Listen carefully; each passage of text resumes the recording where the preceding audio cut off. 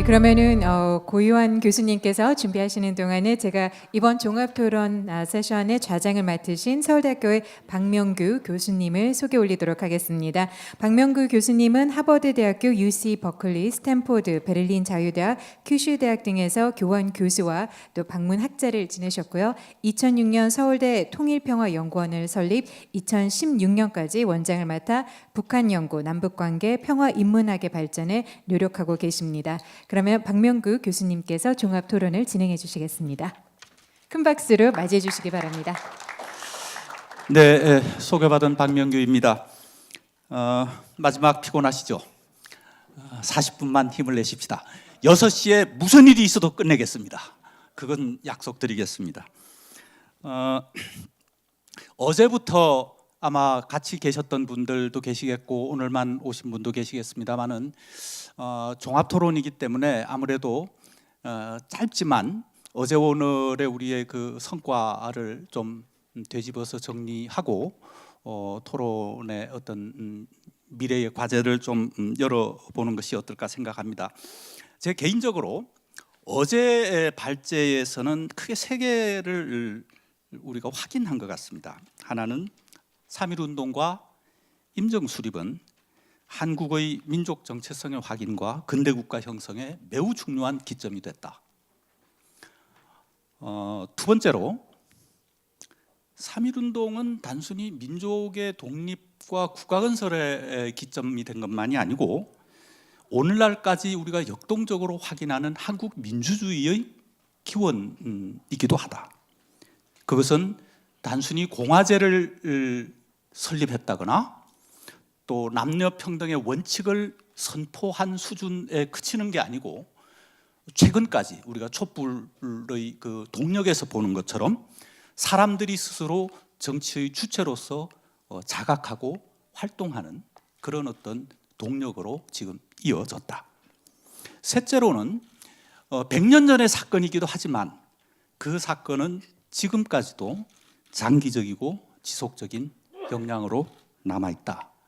역사 속에서 카이로 선언에서 독립운동에서 지금까지 우리 한국 헌법의 기초를 이루고 있는 기본법의 조항에서 또 민주화의 실천 속에서 확인 가능하다. 이게 제가 생각하기에 어제 우리가 확인한 세 가지 점이 아닌가 싶습니다. 오늘은 이 100년 후를 다루어서 그런지 모르겠으나 어제와는 다소 결이 다른 얘기들을 우리가 접했습니다. 저 개인적으로는 두 개의 좀 점이 어제와 구분된 것 같습니다. 하나는 그 의미 있는 100년의 사건이지만 오늘의 관점에서 돌아보면 불안정성과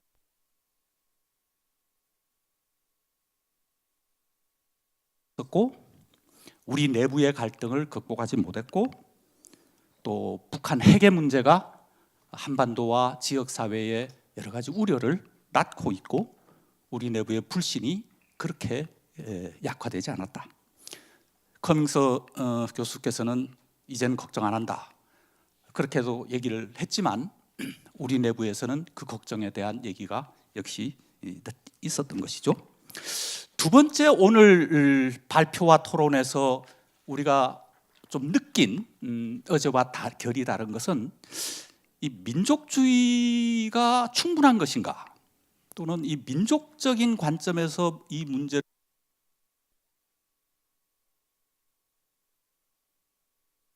현 상황에서 정말 적합할 것인가 라는 것에 대한 질문들이 여러 발표와 토론에서 나타난 것 같습니다. 그것이 세계 시민으로 확장되어야 된다는 주장이든 아니면 개인의 이 어떤 그 생활 세계로 좀 더 내려가야 된다는 주장이든 아니면 지역으로 확산되어야 한다는 주장이든 오늘 오후의 주장에서는 무엇인가 민족의 문제로부터 좀 더 심화, 확산되어야 할 필요성을 언급하신 것 같습니다.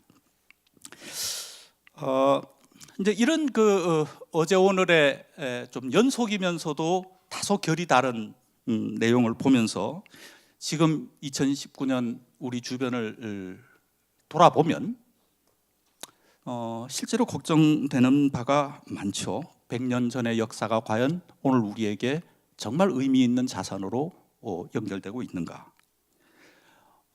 우리 내부에 많은 이 역사를 둘러싼 싸움이 지금도 남아 있고, 북과 남이 3.1운동을 공동으로 기념하겠다는 것이 작년 정상회담에서 합의된 내용인데, 우리가 보다시피 100주년 기념을 같이 할 수 없는 상황을 여전히 우리가 맞고 있을 정도로 북과 남은 역사인식의 차이를 보이고 있고, 우리가 이렇게 3.1운동의 어떤 그 의미 있는 것을 높이고, 중국은 또 5.4운동을 높이고 그렇게 하겠지만, 여전히 이 동북아시아에는 역사와 기억을 놓고 전쟁이 벌어지고 있고, 역사가 국내 정치로 활용되는 상황을 우리가 여전히 보고 있습니다.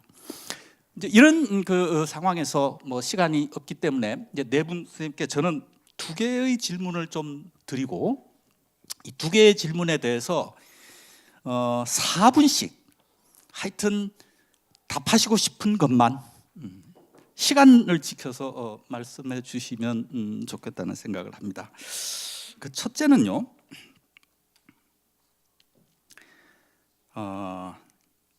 사람의 문제인데, 우리가 3.1운동에서 보았듯이 남녀노소 빈부귀천 모두가 주인이 되었고 하나가 되었다고 얘기했습니다. 그리고 그 정신이 촛불로까지 이어졌다고 자랑스러워했는데, 지금 우리가 앞으로 우리 이 사회를 끌고 갈 이 사람들, 이 주체를 무엇라고 호명하는 것이 좋을까? 여기에 지금 저 위에 보면 국민이 지킨 역사, 국민이 이끌 나라라고 되어 있습니다. 국민을 얘기하고 현 정부도 국민의 정부라고 얘기하는데, 국민이라고 하는 이름으로 충분할 것인가? 민족과 시민과 개인과 다중이라고 하는 이런 서로 다른 이름들 사이의 긴장 부분을 우리가 보는데, 앞으로를 생각할 때 우리가 이 사람들을 뭐라 부를까? 이 두 번째로는 연결되는 것입니다만은, 남과 북의 사람들은 어떤 이름으로 만날 수 있을까? 여전히 탑다운이 얘기되는 현실이고, 그렇지만 아까 소냐량 선생도 얘기했듯이 사람들이 만날 수 있는 공간의 측면에서 보면 여전히 답답한 상황인데, 우리의 국민과 북한의 인민은 어떤 방식으로 만날 수 있을까? 하나 더 나가서 한중일의 사람들은 어떤 이름을 가져야 미래에 소통하고 연대하고 평화를 같이 만들 수 있을까? 이 이름을 뭐라고 우리가 부르고 앞으로 미래를 보는 것이 좋을까 하는 질문, 다소 추상적이지만 던지고 싶고요. 두 번째는 그것과 관련된 것인데, 이제 우리가 이 앞으로의 비전은 무엇으로 볼까? 지금 여기 보면은 통일 한반도로 이렇게 되어 있습니다. 이건 누구도 부인할 수 없겠지만, 다시 한번 좀 따져 묻는 입장에서 우리의 미래는 통일 한반도라고 걸고 나가는 것과 우리 내부의 평화와 통합이라고, 민주주의의 심화라고 거는 것과 동아시아의 지역 협력과 지역 공동체로 가야 한다라고 하는 그림을 그리는 것과 이 비전의 상을 어떻게 그리느냐라고 하는 것도 매우 중요할 것 같습니다. 앞으로의 50년 이렇게 내다보면요. 그래서 제가 이렇게 말씀드린 이 질문은 다소 일반론적이고 추상적이지만, 각각 오늘 발표하신 선생님들이 가졌던 문제의식과 어느 정도 연결이 된다고 생각하기 때문에 이 문제들을 염두에 두시고 각 선생님들께서 4분의 그 시간을 활용하셔서 생각하시는 바, 또 앞으로 정말 역사를 미래의 비전과 기획으로 이끌어가기 위해서 우리가 좀 생각하고 성찰해야 될 지점이 무엇일지 이 부분을 좀 말씀해 주셨으면 좋겠습니다. 많이 쉬었다 올라오셨으니까 박명림 선생님부터 시작을 할까요? 네. 예, 감사합니다. 저는 이제 그 촛불을 외국 강의 빼고는 매주 나갔는데요. 그것은 하나의 이유였습니다. 이것은 우리가 1910년부터 45년, 1945년부터 87년 우리는 운동의 나라, 저항의 나라, 시위의 나라였습니다. 근데 87년 이후에 여기 제가 논문에도 상세히 썼습니다만 시위가 줄어들지 않습니다. 이것은 가장 고통스러운 현실입니다. 민주공화를 만든다는 것은 운동의 정치에서 시민으로 투표하고 좋은 정치가 되면은 개인으로 돌아갈 수 있는 사회가 민주공화국입니다.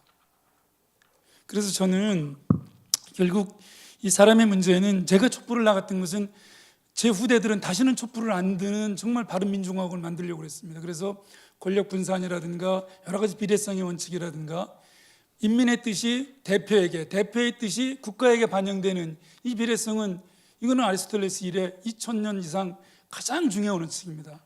아까 말씀드렸던 완전 국가, 완전 연방, 민주공화국 오죽 괴로웠으면 제임스 메디슨은 more perfect라고 썼겠습니까?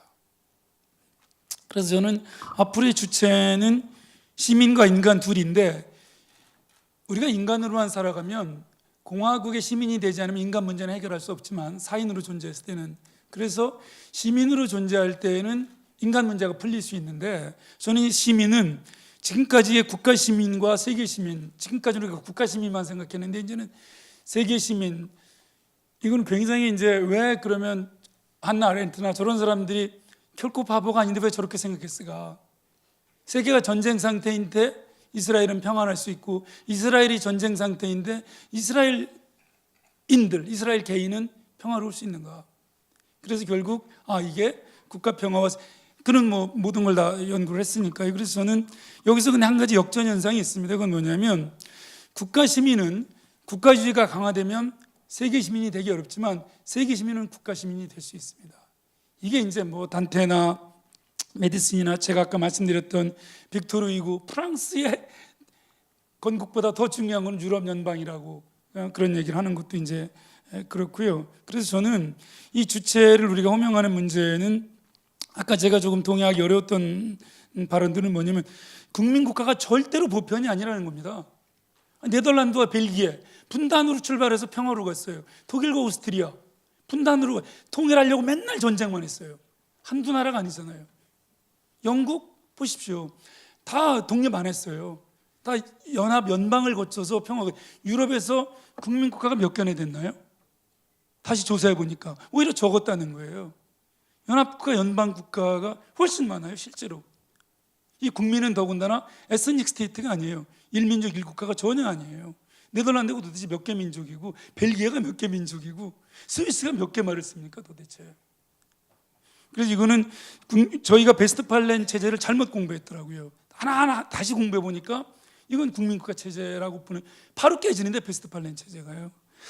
두 번째 남과 북 문제는 저는 이미 북이 이제 조선민족이라는 말을 잘 안 쓰잖아요.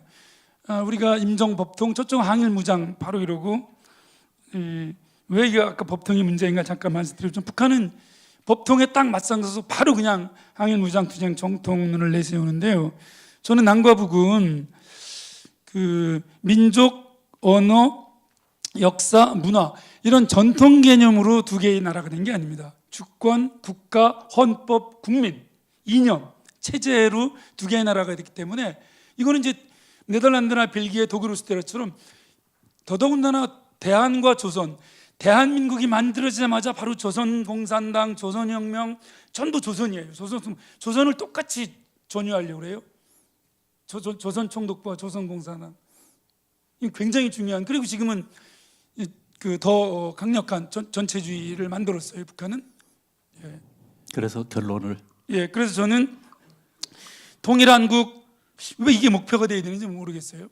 그냥 평화한국, 평화한반도 그러다가 우리는 평화롭게 살아가고 화해하고 공존하다가 다음 세대가 통일을 이루고 온 건 그 세대에게 맡겨야지 우리가 목적으로서의 통일을 추구하는 것보다는 저는 평화한국, 평화한반도 그리고 핵이 있는 상태에서 이 세계 문제가 됐는데 어떤 형태의 저는 이 민족주의나 남북 그것도 아마 예, 어렵지 알겠습니다. 않을까 싶습니다. 고맙습니다. 죄송합니다.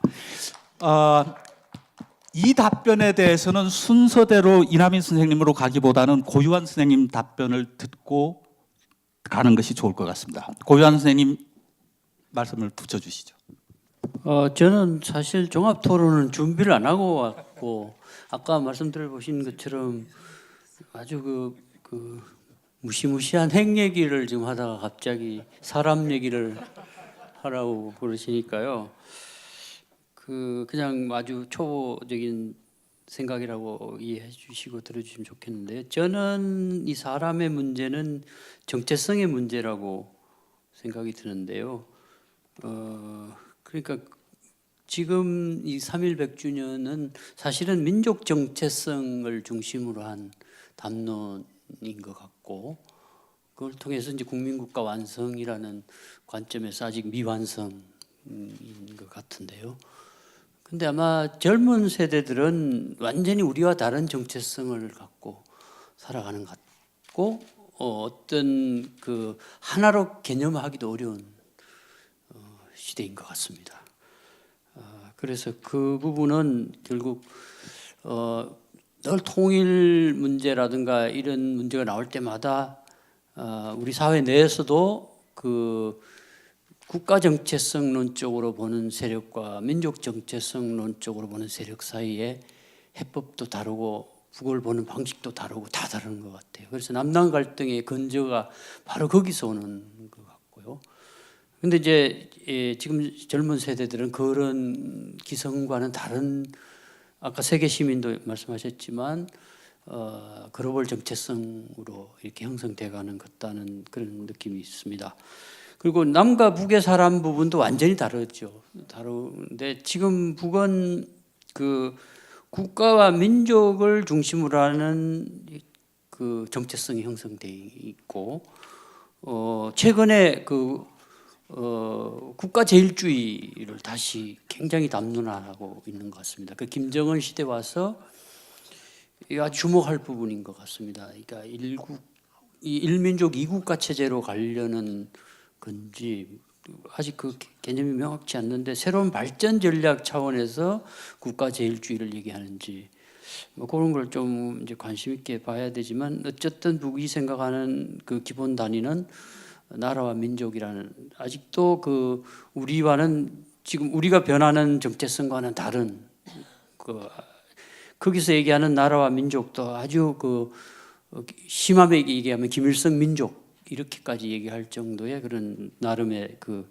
내부 논리를 갖고 정체성을 형성하고 있다는 생각이 들고요.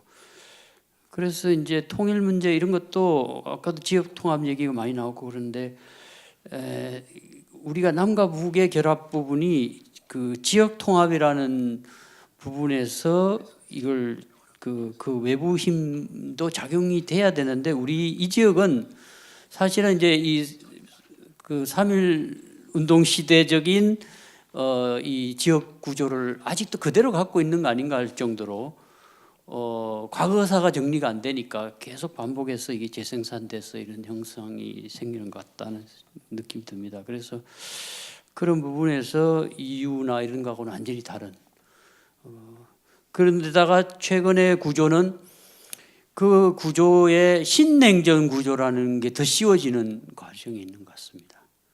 그러니까 더 복잡한 것 같고요.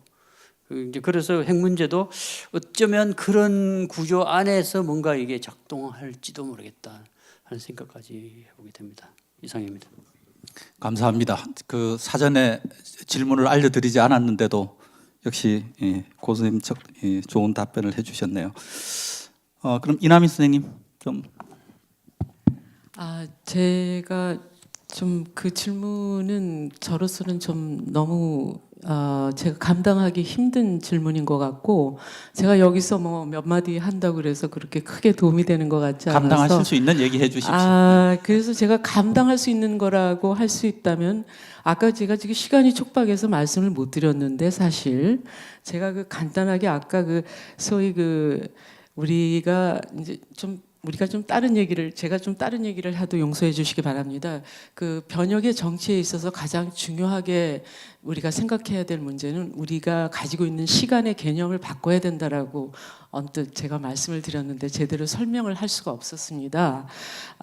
근데 우리가 지금 아까 폴 창 그분께서도 이렇게 역사적으로 3.1 운동 이후 계속해서 어떤 그 굴절의 과정을 겪어오면서 그 당시에 운동 당시에 일어났던 그러한 정신들과 그것들이 어떻게 계승될 수 있고 어떻게 제도적으로 구체적으로 될 수 있는가 그리고 그게 역사적으로 전승될 수 있는가를 고민해야 된다고 하는데 그것이 어떻게 얘기하면 우리가 역사의 진보를 믿는 것인가 그렇죠? 우리가 다른 정부에서 그러니까 소위 좌우로 나눈 역사학자들이 똑같이 진보를 믿었습니다.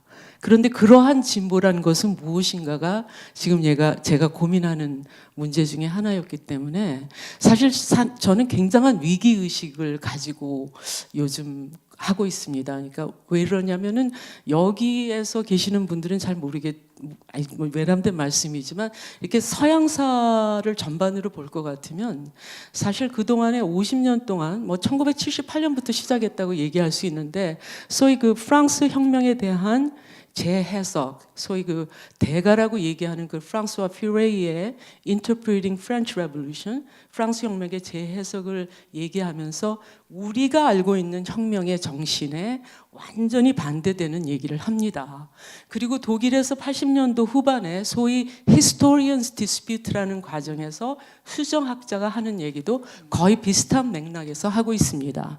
그 남한에서 소위 New Right라고 지칭되는 그룹에서 하고 있는 여기도 사실상 비슷한 맥락으로 풀이될 수 있기 때문에 이 역사에서 진보란 무엇인가 사실 저는 어제 오늘 우리가 계속 그 얘기를 해오고 있지 않았나 물론 우리의 표현은 달랐고 주제는 달랐지만 그래서 지금 그 문제 그러니까 사실 그 아까 그 변혁의 정치에서 시간의 개념이 중요하다고 했던 것은 우리가 어떤 이렇게 직선을 그리는 것이 아니라 이런 굴절을 경험하면서 그러니까 사실 그 정치적인 투쟁이라는 것은 그런 시간적인 긴장이 있다라는 거죠. 그러니까 지속성과 불지속성, 불화와 그 불화에 대한 종료 그리고 앞서 나가는 것과 후퇴하는 것 그러한 상태가 계속 진행이 되면서 역사가 발전한다고 하는 건데 지금 그래서 우리가 3.1 운동을 기념하는 것 자체를 사실상 이거를 하나의 관제 행사로 생각한다거나 100주년이니까 기념한다고 하는 것이 아니라 저로서는 굉장히 더 깊은 의미를 부여하고 싶은 것이죠. 이러한 50년, 그러니까 최근에 그 서양사에서 일어나고 있는 그 역사에 대한 부정, disavow를 생각한다면 우리가 지금 오늘 하고 있는 행사의 의미가 더 부각될 수 있다고 생각됩니다. 시간이 없어서 충분하게 얘기를 못 드려서 죄송한데 그 문제를 좀 제가 그 얘기를 하고 싶었습니다. 예, 감사합니다. 어쩌면 그 이남희 선생님의 말씀이 솔루션을 이렇게 해답처럼 수학 문제 답처럼 얻어서가 아니라 엄청나게 다양하게 생기는 문제를 감당해낼 수 있는 그 감당하는 어떤 힘이 커지는 것 이런 부분의 과제와도 연결되는 것 아닌가 생각을 합니다. 예, 이 선생님. 네, 감사합니다. 사람 앞으로 그 주체가 되는 사람을 어떻게 부를 것이냐 그런 차원에서 생각을 해본 적이 없어가지고 조금 당황스럽긴 한데 상당히 중요한 질문이라는 걸 다시 느낍니다. 그래서 우선 제 결론을 먼저 말씀드리면 시간은 제가 카운트를 해야 되나요? 근데 저는 그 이름이 하나여야 되냐 하는 그 질문 자체가 근데 한반도에 사는 사람은 이름이 하나여야 되냐 하는 것이고 다시 말해서 복수 여러 가지가 있을 수가 있고 중층적일 수가 있을 거고 아니면 미국의 경우를 보면 하이펀 왜 영어로도 hyphenated identity라고 그러는데 그런 하이펀이 붙든지 아니면 여러 이름이든지 뭐 그런 발상이 오히려 추세로선 되지 않겠는가 하는 생각이 제 결론적인 겁니다. 다시 말해서 제가 미국 사회는 잘 모릅니다. 미국에 한 2년 조금 그 서바티칼로 가서 있었는데 그때 뭐 텔레비전도 열심히 공부를 하고 보고 했는데 어느 날 문득 미국의 정치가들은 미국 국민 여러분이라고 얘기를 하지 않고 My fellow Americans라고 하든지 그냥 때로는 몇 군데 My fellow American citizens라고 하고 어디 시골의 노인회 같더니 Senior Citizens 무슨 클럽이라고 그러고 그 citizen이 생활화되어 있더라고요. 그리고 또 미국은 Irish American, Japanese American, Korean American 하이펀이 여러 가지 붙어 있고 그래서 그런 거가 지금 문득 생각이 났습니다. 그래서 저는 그 제일 사회에서는 문제가 돼요. 지금 제일 조선인이냐 제일 한국인이냐 그동안 갈려져 있다가 제일 코리안이라고 하기도 하고 하는데 뭐 그런 여러 가지 모색 이 한반도에서 어떤 이름이냐 하는 게 공통점을 찾는 노력도 한편에는 필요할 텐데 근데 아까 저가 발제한 내용하고 연결을 시키면 저는 어떻게 보면 오해받을 소지가 있는데 당분간은 남과 북이 양쪽의 아이덴티티를 가고 갈 수 있는 공존의 기간이 길 수가 있고 그걸 포괄을 하는 동아시아, 동북아시아 그렇게 생각을 하면 꼭 남과 북의 아이덴티티를 억지로 하나로 하기보단 근데 뭐 필요하면 모르겠습니다. 통일팀을 만들면서 그래도 또 북측 코리안이라든가 남측 코리안 이런 식으로 구분을 하든지 뭐 그런 생각이 좀 듭니다. 그리고 한중일 경우에도 뭐 동아시아 그런 공통 아이덴티티가 될지 어떨지는 모르겠는데 기본적으로는 그런 생각이 들어요. 그거는 어떻게 보면 우리가 한국에서도 일본에서도 하이펀을 못 쓰는 이유가 여러 가지가 국가 개념이 펑셔널하지가 않고 굉장히 구속적이기 때문에 한국계 일본인이라는 표현이 아직 서먹서먹하고 일본계 한국인도 있긴 있는데 쓰기가 어렵고 한 건데 그게 더 이게 좀 많이 근데 현실을 보면 저도 일본서도 많이 봅니다. 아버지 할아버지 뭐 배우자가 한국 일본 중국 뭐 섞인 사람들이 점점 나타나는데 그건 유럽 미국하고 비슷하게 되는 거죠.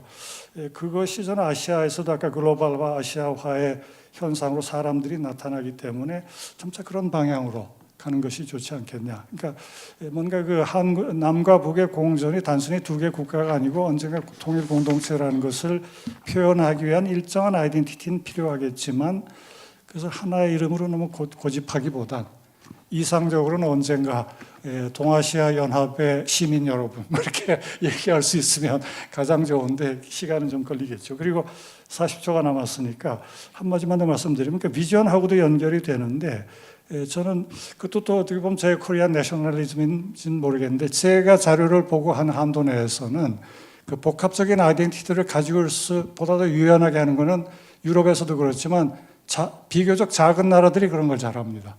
그러니까 다시 말하면 큰 나라는 자기 아이덴티티밖에 없는데 작은 나라들은 중첩적인 아이덴티티를 가집니다. 제가 한 예만 들면 이게 조금 옛날 데이터인데 2005년인가 6년인가 아시아 바로메타라는 조사를 하면서 10개국의 아이덴티티 조사한 게 하나 있어요. 그 후에는 좀 조사 방법이 바뀌었는데 그때 제 인상에 남는 게 내셔널 아이덴티티가 있습니까? 당신은 한국인이라고 생각합니까? 하는 질문에 대해서 19개 중에서 한국, 타일랜드 이런 데가 100%예요. 내셔널 아이덴티티는 굉장히 강하고. 근데 제가 말씀드린 건 그 다음에 국가를 넘어서는 아시아라는 아이덴티티가 있습니다라고 물어보니까 제 기억에는 어디입니까? 버마, 베트남 이런 데가 높고 90몇 %고 한국도 한 7, 80%가 돼요. 그러니까 한국은 당신은 한국입니까? 물어봐도 100% 한국인이라고 그러고 아시아인입니까? 물어보면 한 80%가 나는 아시아인이라고 얘기를 하고 비교적 자유로운 것 같아요. 다만 일본이 한 40몇 %가 된 것 같고 그러니까 일본은 좀 줄어드는 거죠. 그리고 그 다음에 인도가 한 20몇 %인가? 그 다음에 중국이 6.7%예요. 한 자리 써서 제가 기억을 하는데 중국은 중국이지 아시아는 필요 없다 이렇게 되는 건지 큰 나라일수록 중첩적인 아이덴티티가 약하다 하는 거를 제가 그 데이터를 보고 상당히 느낀 게 있어서 한국도 물론 여전히 내셔널리스트하게 보이지만 제가 보기에는 이전에 저 어렸을 때 생각을 하면 훨씬 더 지금 젊은 세대들이 탄력적이고 유연하고 저는 그런 가능성을 봅니다. 감사합니다. 네, 감사합니다. 플로우에서 두 분이 질문을 보내주셨습니다. 일단 박명림 선생님과 이종원 선생님께 각각 질문이 왔기 때문에 제가 읽어드리겠습니다. 박명림 선생님께는 김진호 선생님께서 보낸 질문이신데요. 우리 국민이 일구어낸 자랑스러운 민주화 운동의 연장선에서 볼 수 있는 촛불혁명을 굳이 3.1운동 100주년과 연결짓는 이유는 무엇입니까? 이렇게 질문을 하셨습니다. 어쨌든 이 질문의 의미를 보시고 1분 답변을 준비해 주십시오. 이종원 선생님께 오노무라 아키노리 선생님께서 보내신 질문입니다. 한국과 일본 사이의 평화와 번영을 어떻게 하면 구축할 수 있을 것인가? 어떻게 하면 정치적으로 서로 견제하는 관계가 아니라 협력하는 관계가 될 수 있을까? 협력 관계를 구축하기 위한 정부 활동에는 무엇이 있을까? 괄호하고 보도되지 않는 수면하의 노력을 중심으로 답변해 주십시오. 이렇게 되어 있습니다. 다 아는 얘기 하시지 마시고 숨겨진 얘기 있으면 알려달라 이런 뜻으로 생각합니다. 어쨌든 두 분께 1분씩의 시간을 좀 드리겠습니다. 김진호 선생님, 이거는 제가 연결시킨 건 아니고 여기 이제 위원회에서 주최 측에서 3.1운동에서 촛불혁명으로 이런 게 이제 들어 있는데요. 제 생각에는 저희 세대에서 좀 3.1운동의 그런 고결한 자기 역사 한복판으로 백정이 됐건 농민 올해 몇 년 동안 이제 3.1운동 100주년 저도 큰 행사 준비하느냐고 굉장히 많은 기념관이나 현장을 다니면서 한 분 한 분 뭐 재판 기록도 좀 많이 본 편인데요. 이 평민이 어떻게 이 역사 현장으로 들어갔을까? 그래서 우리가 불의를 봤을 때 늘 이제 촛불까지 참여하는 그런 역사를 이루어 왔는데, 반대로 저는 이제 우리 대에서 그건 끝내고 다음 세대에는 시위하지 않고도 투표라든가 정부에 대한 비판만으로도 좋은 정부, 정말 퍼펙트 스테이트, 완전 국가가 만들어져서 좀 안전한 그런 개인 삶으로 돌아갔으면 참 좋겠습니다. 고맙습니다. 이종원 선생님. 네, 그 상당히 중요한 어려운 질문인데, 저는 한일 간의 여러 가지 갈등이 외교, 안보, 정치적으로는 쉽지가 않습니다. 구조적이기 때문에 저는 상당 부분 지속이 되고 앞으로도 갈등이 증폭되고 하기 때문에 더 노력을 해야 된다고 봅니다. 지금은 우리 한일이 완전히 협력하고 하기보다는 어떻게 갈등이 파괴적으로 가지 않도록 노력하는가, 거기에 달려 있다고 봅니다. 그런 노력들은 많이들 하고 있다고 보는데, 근데 다만 하나의 계기가 될 수 있다 그러면 저의 입장에서 보면 두 가지네요. 정치 외교 안보적으로는 어려운데, 저 아까 말씀드린 것처럼 사회, 경제, 문화적인 접근은 보면 전 그렇게 큰 걱정을 안 한다 그러면 이상하지만 중장기적으로 저변은 굉장히 연결이 되고 있습니다. 근데 경제적으로는 좀 부딪히는 게 있고요. 그러니까 그런 면에서 그것을 꾸준히 좀 주목하고 장려하는 것이 필요하다. 외교적으로도 하는 것이 있고요. 그리고 외교적으로는 결국은 한반도 비핵화 쪽으로 돌아가는데, 역시 북핵 문제가 타결화되고 남북 북미가 돌아가면 북일도 갈 수밖에 없고, 그렇게 되면 실든 좋든 간에 한일 간에도 여러 가지 지금은 협의도 잘 안 하는 것 같은데 협력보다도 협의는 할 필요가 생기고, 그렇기 때문에 저는 그것이 중요한 계기가 된다고 저는 봅니다. 그리고 그걸 위해서 일본에서도 생각을 하고 있다고 보고 한국에서도 염두에 두고 있다고 보고 있습니다. 그리고 작년까지는 한국이 비교적 그런 걸 열심히 했습니다. 남북 접촉을 하면 와서 설명도 하고 했기 때문에 저는 역시 그 계기는 지금 거기에서 다시 찾아서 새롭게 협의하는 구조를 쌓아나가는 그 길이 있고 가능하다고 봅니다. 네, 감사합니다. 뭐 하시고 싶은 말씀도 더 많으시고 또 질문하시고 싶은 내용도 더 많겠지만 시간 관계상 마무리를 해야 될 것 같습니다. 저희가 잘 듣는 얘기이기도 하고 성서에 나오는 말이기도 합니다만은 시작은 미약하지만 이 끝은 창대할 것이라는 얘기들을 간간히 집에도 걸어놓고 이 업체의 상가에도 걸어놓는 걸 우리가 보는데, 제가 학술 행사를 늘 가보면 시작은 창대한데 끝은 미미해지는 학술 행사가 참 많아요. 시작할 때는 화려한 스포트라이트와 사진과, 근데 끝은 참 소박하고 잔치가 끝난 자리의 파장 같은 분위기를 느껴서 씁쓸한 때가 있긴 한데, 오늘은 어제 오늘 숫자는 조금 줄었습니다만 끝까지 그 경청하시는 열기와 또 그 이틀 동안의 회의가 가지고 있는 무거운 주제에 대한 공감의 어떤 그 정서 같은 것이 느껴지는 것 같아서 참으로 뜻있는 자리가 아니었나 생각합니다. 그럼에도 불구하고 우리가 이런 행사가 정말 행사로 끝이 나고 이벤트로 마무리되는 것은 결코 바람직한 일이 아닐 것이고, 아마도 이제가 시작이 되어야 될 또 다른 지점이 아닐까 생각합니다. 우리가 어제 오늘 논의를 하면서 생겼던 여러 가지 질문들, 미완의 과제들, 또 아까 폴창 선생이 얘기했듯이 성취로부터만 배우는 게 아니고 그 좌절과 실패를 어떻게 교훈으로 삼을 것인가에까지 우리의 생각이 미쳐야 하고, 민족과 국가라고 하는 어떤 단일한 주체에 대한 기존의 생각들을 좀 더 창조적으로 해체하고, 우리 사회에 존재하는 다양한 주체들, 다양한 그 결들, 또 역사의 기억을 각각 달리하고 있는 다양한 사람들이 어떻게 연대하고 공존하고 하나가 될 수 있게 할 것인가, 여기에 대한 지혜를 지금부터 찾아 나가고 또 그것을 실현할 수 있는 역량을 키워 나가는 그런 어떤 출발점이 되어야 하지 않을까 생각합니다.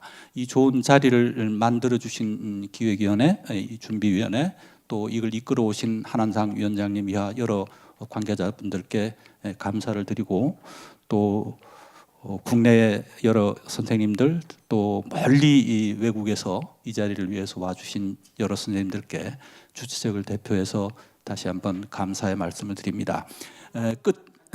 안 되겠습니다. 죄송합니다. 마지막으로는 한한상 위원장님께서 여러분들께 감사의 인사를 잠깐 하시겠다고 합니다. 네, 마이크 저기 있습니다. 예. 우리가 이게 학술 회의 형태는 취했지만은 학술 회의라기보다는 역사를 바르게 더 멋지게 좋게 변화시키기 위한 하나의 그 생각을 나누는 마당이었습니다. 그런데 그런 각도에서 보면 좀 미진한 것도 있고, 또 학자들이 나와서 하고 싶은 이야기가 많은데 학자들은 많이 이야기하고 싶어 하잖아요. 근데 그게 충분히 이야기할 수 있는 기회를 못 준 것에 대해서 주최자로서도 안타깝게 생각합니다. 다만 제가 모든 참여분들에게 감사를 드리면서 아주 구체적으로 이야기를 짧게 하겠습니다. 이번에 보니까 외국에서 오신 분들은 한국 민주화에 대한 평가가 높은데, 예를 들면 브루스 커밍스, 그 참 한국 민주화를 위해서 수고했던 많은 젊은이들에게 한국 전쟁과 한국의 역사를 다시 보게 하는, 눈을 뜨게 한 그 장본인인데, 그분은 좋게 이야기하는데 오히려 그분의 영향을 받았던 제자 같은 우리 한국 학자들은 굉장히 까다롭고 비판적으로 보는 거, 나 그걸 보고도 우리에게도 희망이 있다고 생각합니다. 자기를 비판적으로 봐야지 더 나아지는 거 있으니까. 그러나 외국 사람들끼리 보는 거에 참고를 해주시기 바라고요. 그다음 북한을 어떻게 부를 것이냐, 이게 마지막 종이 남았는데, 제가 작년 9월 19일 평양에서 겪었던 이야기를 여러분에게 나누고 싶어요. 평양에 능라도 광장에서 15만 명이 평양 시민들이 모였는데, 우리 대통령이 그 사전에 가시기 전에 부탁받은 게 아니고 현지에 가서 아마 7분간 연설하라 그랬대요. 근데 7분간 연설하는데 저는 그 쭉 상단에 앉아서 그 들으면서, 눈 감고 들으면서 막 아주 아슬아슬했어요. 왜냐하면은 우리 대통령이 하신 말씀이 무리칸 목사가 방북 다시 해가지고 이야기 연설하는 같은 그런 인상을 내가 받았다고요. 저 연설을 듣고 평양 시민 15만 명이 어떻게 격동해서 아주 욕질을 하지 않을까 이런 겁을 먹었어요. 포인트는 이겁니다. 한반도에 핵 없는 한반도를 만들어서 한반도를 평화의 터전으로 만들어서 우리 후손들에게 넘겨주자. 이것은 핵 보유국으로서 헌법까지 올린 북한 사람으로 볼 때는 10개월 전부터 그렇게 들었는데 그걸 완전히 뒤집는 이야기를 했단 말이에요. 학자들처럼 마음 놓고 이렇게 추상적인 담론을 한 게 아니고 정말 이렇게 뒤집는 이야기를 했는데 핵 끌러가 나와서 이상하게 욕질할까 봐서. 왜냐하면 난 남쪽에서 그런 사람을 많이 봤기 때문에 거기서 또 거기도 뭐 태극기 부대나 비슷한 게 있을지도 모른다는 생각이 들어서 이제 겁이 났는데 딱 7분 연설하고 났는데 그 내용이 핵을 없애고 평화의 터전으로 남겨주자. 우리는 5,000년간 함께 살았고 70년간 헤어져 살았다. 우리는 100년간의 외세 갑질로 고통을 느꼈는데 그 말씀 안 했지만 내가 들을 때 그렇게 들었습니다. 했는데 이 트라우마가 켜켜이 쌓여 있는데 이게 100년 전 이야기가 오늘에 와서 이 트라우마를 치유하는 효과가 나는 변화가 있었다. 이게 촛불이다. 촛불은 3.1운동의 DNA가 부활한 것이다. 이런 걸로 제가 상상하고 들었습니다. 그러니까 새롭게 변화하는 한국. 근데 이거에 대한 이야기를 하시니까 북한 사람들이, 평양 사람들이 좋게 생각하겠어요. 그런데 우레 같은 박수를 치더라고요. 깜짝 놀랐어요. 우리 같으면은 그 박수 그렇게 안 나옵니다. 우리가 다원주의고 무슨 자유 국가라고 하고 뭐 이렇게 자랑하지만은 여기는 그렇게 좋은 거를 받아들이는데 빠르지 않습니다. 그러니까 그런 걸 보면서 제가 아이고 이게 참 우리 속에 70년간의 서로 악마화한 그 악마와의 효과가 저기서는 단숨에 사라질 수 있는데 우리는 안 사라진다. 이게 장점일 수도 있고 단점일 수도 있는데 한번 생각을 해본 겁니다. 근데 그런 고민이 여기 오신 분들이 겪었는지 모르겠습니다. 제가 마지막으로 한 달 전에 일본의 고위 관리 한 분을 만났는데 그분이 이제 제가 이 커미션의 최애로 했으니까 한일 관계가 미래지향적으로 나가야 되는데 과거 100년 전에 한풀이 하는 걸로 악화되지 않을까 이런 염려가 돼서 찾아와서 물었던 겁니다. 그래서 제가 그게 딱 끊어지게 이렇게 이야기했습니다.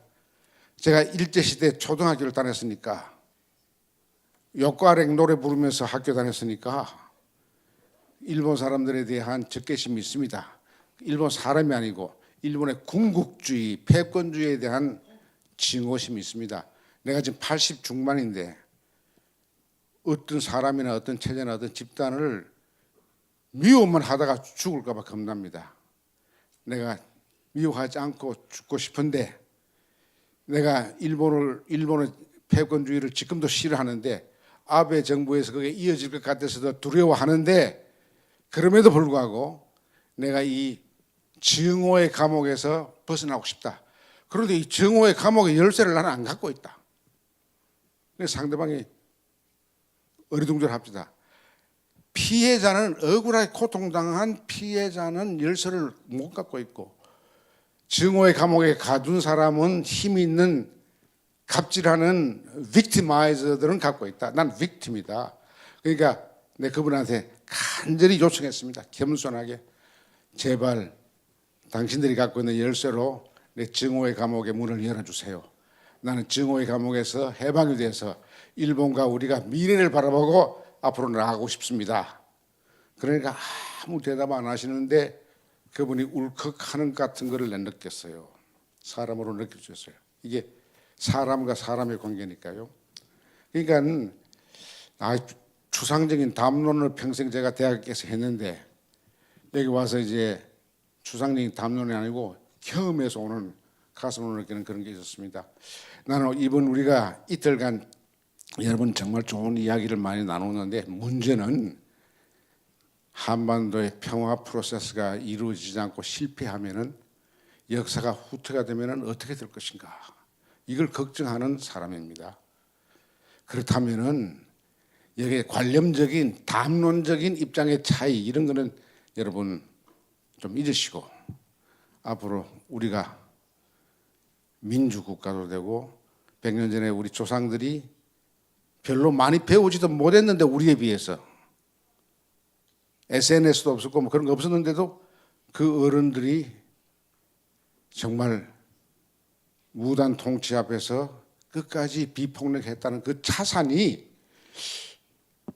그 우리 겁니다.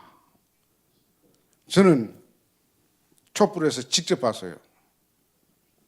효사동에서 차벽을 위에 올라가서 노동운동하던 한 30대 남자들 같은데 박근혜 대통령이 있는 저쪽으로 쳐들어가자라고 하는 사인했을 때 그 옆에 있는 소녀들이 내려와 합장을 하니까 안 내려왔어요. 비폭력 하니까 스르르 내려왔어요. 그 비폭력의 재창에 노동운동하던 젊은 남자들이 스르르 내려오는 거 보고 아하, 저게 1919년에 3.1 운동의 DNA가 부활하는 거구나. 관념적인 문제가 아니었습니다. 현실을 바꾸는 동력이었어요.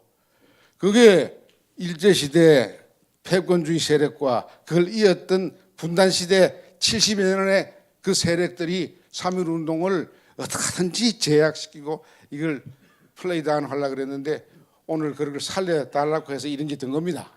근데 상당히 좋게 된 것 같습니다. 감사합니다. 예. 감사합니다. 예, 위원장님을 저 마지막 패널리스트로 모셨어야 됐었을 것 같습니다. 위원장님 말씀 때문에 뭐 조금 약속한 시간이 늦어졌습니다만은 양해해 주시고 이상으로 이틀에 걸친 대장정을 끝내겠습니다. 여러분 감사합니다. 네, 감사합니다. 뜻깊은 말씀해 주신 한완상 위원장님과 그리고 종합토론에 참석해 주셨던 발표자 토론자분들께 다시 한번 감사의 말씀을 드립니다.